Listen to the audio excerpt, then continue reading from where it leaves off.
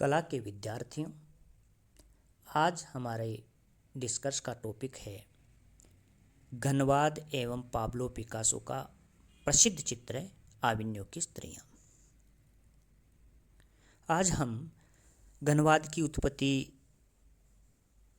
कैसे हुई एवं घनवाद के प्रारंभ में पाब्लो पिकासो के इस प्रसिद्ध चित्र आविन्यो की स्त्रियों का क्या योगदान रहा, इसके बारे में हम आज चर्चा करेंगे, अध्ययन करेंगे।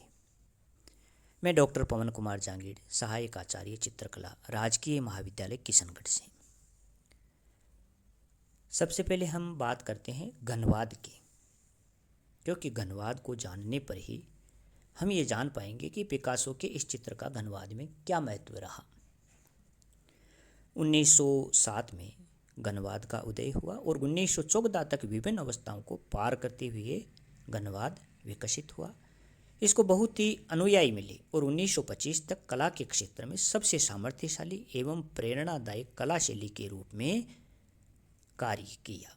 किसने? घनवाद ने। वास्तुकला, उद्योग कला, विज्ञापन, शिल्प, हस्तकला, अलंकरण आदि सभी मानवीय निर्माण क्षेत्रों पर घनवाद ने जो प्रभाव छोड़े वह कई वर्षों तक अर्थात अब तक दृढ़ मूल है। 1912 तक घनवाद पेरिस के कला क्षेत्र में ही सीमित था। यूरोप के मध्य में स्थित यह जो पेरिस है, कला व संस्कृति का केंद्र माना जाता था और यहाँ ज्ञानार्जन करने के लिए, आर्थिक सफलता या मान्यता प्राप्त करने के लिए देश विदेश के कलाकार, साहित्यकार एवं कला प्रेमी यहाँ आते जाते रहते थे। कहाँ पे? पेरिस में। बहुत ही कम समय में घनवाद ने सबको प्रभावित किया और उसका अन्य देशों में प्रचार प्रसार हुआ। उसको बहुत ही अंतर्राष्ट्रीय वाद के रूप में स्थान प्राप्त हुआ, जो किसी भी अन्य वाद से अधिक अवधि तक टिका रहा। अर्थात घनवाद बहुत लंबे दिनों तक, बहुत लंबे वर्षों तक चलता रहा। घनवाद का जन्म किन प्रेरणाओं से हुआ? सबसे पहले हमें इस टॉपिक पर बात करनी है। यह देखना होगा कि घनवाद को जन्म देने वाली प्रेरणाएं या कारक कौन से हैं। 1904 से लेकर भाव चित्रकारों ने उन्मुक्त होकर विशुद्ध रंगों व गतिमान सरलीकृत स्पष्ट रेखाओं का प्रयोग करके चित्रण किया। वान गो की भावना प्रधान शैली, गोगवा का अलंकारित्व व नव प्रभाववाद के रंगों की चमक का भाववाद समन्वित रूप था। घनवाद से जो पूर्ववाद था, भाववाद। 1906 में मातिस ने जीवन का आनंद चित्रित करके भाववाद को अंतिम रूप दिया। यह जो चित्र है, यहाँ आप एक साइड वाले चित्र को देखिए। 1906 में 5-6 में यह चित्र मातिस ने बनाया था। 5 में बनाया और 6 में इसको प्रदर्शित किया। 1906 में जो ये चित्र है प्रदर्शित हुआ, जीवन का आनंद, ये भाववाद का अंतिम चित्र माना जाता है। आकारों के सरलीकरण व माध्यम के विशुद्ध प्रयोग के भाववाद के विचार घनवाद के प्रणेताओं के सामने थे एवं इसके अतिरिक्त वे अफ्रीकी निग्रो कला एवं वन्य जमातियों की कला से परिचित हो गए थे। भाववाद व निग्रो कला से घनवाद को बहुत ही प्रेरणा मिली।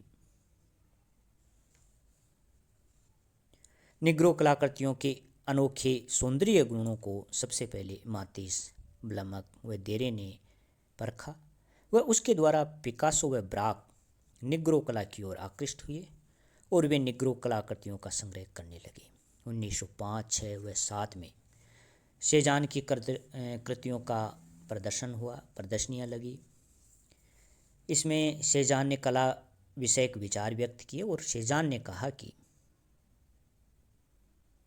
प्रकृति को वृत्तचित्ती, गोल व शंकु के आकारों में देख कर चित्रित करना चाहिए। इस प्रकार सेजान ने अपने विचार व्यक्त किए। इस बात ने घनवादी चित्रकारों को रचना पर बल देकर चित्रण करने का एक नया दृष्टिकोण दिया। इससे घनवादी चित्रों में घनवाद के विकास में गति आई और घनवादी चित्रण करने वालों को एक नया दृष्टिकोण मिला।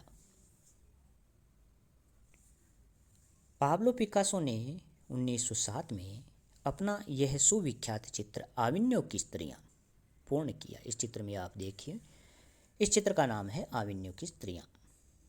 1907 में इसको पूर्ण किया पिकासो ने। यह चित्र घनवाद का सर्वप्रथम चित्र माना जाता है। विषय की दृष्टि से मातिश का जो चित्र है जीवन का आनंद, यह चित्र देखिए, इससे मिलता जुलता यह चित्र आविन्यो की स्त्रियां मातिश के चित्र जीवन का आनंद से मिलता जुलता है। यह चित्र अवकाश का स्थापन व आकारों की ज्यामितीयता से अनोखा लगता है, अनोखा है। इस चित्र के द्वारा कुछ कला संबंधी समस्याओं का हल किया है तो कुछ नवीन समस्याओं को भी प्रकाशित किया है, जिनके हल करने में घनवाद ने भिन्न अवस्थाओं में से संक्रमण किया। यह जो चित्र है एक वेश्यागृह के अंतर्भाग का चित्र है। अतः इस वेश्यागृह के अंतर्भाग के चित्र से आधुनिक कलाकारों को नया दृष्टिकोण मिला। अब तक देगा, तुलुज लौत्रेक, रूवो आदि 19वीं शताब्दी के चित्रकारों ने इस प्रकार वेश्यागृह के अंतर्भाग का चित्रण किया था, किंतु उनके दृष्टिकोण भिन्न थे, अलग थे। तुलुज लौत्रेक के चित्रों में वेश्याओं के जीवन का यथार्थ चित्रण था। रूवो के चित्रों में घृणा व अनुकंपा की भावना है। पिकासो के चित्र में विषय को केवल निमित्त मात्र स्थान है। इस चित्र के द्वारा पिकासो ने आकार सौंदर्य की जो परंपरागत एवं प्रचलित जो कल्पनाएं थी उन पर कुठारघात किया और पिकासो ने सिद्ध किया कि कला में सौंदर्य निर्मिति के लिए मानवीय शरीर रचना के नियमों का पालन करना आवश्यक नहीं है, बल्कि कला अंतर्गत आकार सौंदर्य व वस्तु के दृश्य रूप सौंदर्य भिन्न तत्वों से संचालित है। पुनर्जागरण काल से रूढ़ मानव शरीर सौंदर्य की कल्पना व ज्यामितीय दूरदर्शी लघुता के नियमों को पिकासो ने पूर्ण रूप से त्याग दिया। आकारों के मूल सौंदर्य की खोज में पिकासो को आइबेरियन मूर्तियां से सबसे अधिक प्रेरणा मिली। इसके अतिरिक्त एल ग्रेको की लंबी ऐंठनदार मानवाकृतियां एवं गोगवा की मूर्ति कला का भी इस चित्र पर प्रभाव पड़ा। किस पर? आविन्यो की स्त्रियों पर। पिकासो ने मानवीय शरीर के दृश्य रूप की पूर्ण उपेक्षा करके उसके भिन्न अंगों को चित्रकार की आदिम सर्जन शक्ति द्वारा निर्मित मूल आकारों में बिठाकर समरूप में चित्रण करना आरंभ किया एवं चित्रकार को शरीर रचना शास्त्र के बाह्य बंधन से मुक्त कर दिया। इस प्रकार इस चित्र में ऐसे प्रयोग किए। किसने? पिकासो ने। अब चित्रकार मौलिक आकारों से रचना करके स्वतंत्र सृष्टि का निर्माण करने में समर्थ हुआ। इस चित्र के बनते ही चित्रकार मौलिक आकारों से रचना करके स्वतंत्र सृष्टि का निर्माण करने में समर्थ होने लगे और उसकी चित्र सृष्टि ऐसे दिखाई देने लगी जैसे कि कांट के दर्शन में की गई परिभाषा के अनुसार सत्य सृष्टि जो केवल इंद्रियों से ज्ञात सृष्टि से भिन्न है, किंतु जो अनुभूति व सत्य के अधिक निकट है। इस प्रकार यह प्रसिद्ध चित्र रहा आविन्यो की स्त्रियां। पिकासो का दूसरा आविष्कार था अवकाश का सर्जनपूर्ण प्रस्तापन व दूरदर्शी लघुता के नियमों का रचनात्मकता की दिशा में नवीनीकरण। पिकासो ने जहां इस चित्र के माध्यम से आविष्कार किया, ऐसा ही एक दूसरा आविष्कार कला के क्षेत्र में रहा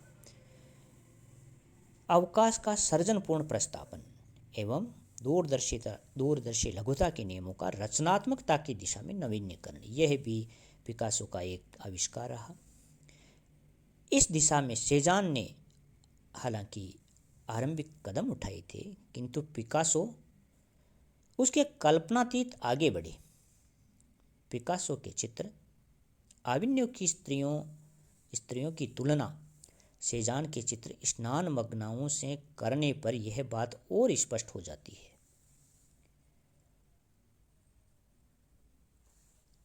1906 में पिकासो ने मुखाकृति के पक्षीय एवं सम्मुख दृश्य रूपों को सम्मिश्र चित्रित करना शुरू किया, जिसका आविन्य की स्त्रियों में नीचे बैठी हुई आकृति उदाहरण है। चित्र में भाववाद के चमकीले विशुद्ध रंगों का प्रयोग है। यद्यपि आकार दर्शन में चित्र भाववाद से पूर्ण भिन्न है। रंगों की हल्की व गहरी छटाओं से आकृतियों का स्पष्ट विभाजन करने की पद्धति को पिकासो ने अपनाया, जो पद्धति हमको बाइजेंटाइन कला, मध्ययुगीन सियनीज कला व सेजान की कला में देखने को मिलती है। किंतु पिकासो का विभाजन अधिक स्पष्ट, ज्यामितीय एवं भिन्न दृष्टिकोण को लिए हुए हैं। अब तक पिकासो ने आकारों की घनत्वों का त्याग नहीं किया था, जो बाद में उन्होंने कोलाज पद्धति का आविष्कार करके किया। इस प्रकार यह जो चित्र है आविन्यों की स्त्रियां, इस चित्र में सेजान, भाववाद, आइबेरियन मूर्तियों, एल ग्रेको, गोग्वा, अफ्रीकी कला व पिकासो की मौलिक प्रतिभा का समन्वित रूप था। यह जो चित्र आप देख रहे हो आविन्यों की स्त्रियां, इसमें सेजान, भाववाद, आइबेरियन मूर्तियां, एल ग्रेको, गोग्वे, अफ्रीकी कला व पिकासो की मौलिक प्रतिभा का यह समन्वित रूप था। आधुनिक कला के इतिहास में उसका बड़ा महत्वपूर्ण स्थान है। इस प्रकार आज का हमारा टॉपिक रहा आविन्यों की स्त्रियां, जो घनवाद का सर्वप्रथम चित्र माना जाता है एवं घनवाद की उत्पत्ति किन परिस्थितियों में और कैसे हुई, और पाब्लो पिकासो ने अपने विचारों के माध्यम से, अपने चित्रों के माध्यम से घनवाद में किस प्रकार शुरुआत में योगदान दिया, इसके बारे में आज हमने चर्चा की। अब हम अगले वीडियो में पिकासो के अन्य चित्र एवं उसके जीवन वृत्त के बारे में जान पाएंगे। धन्यवाद।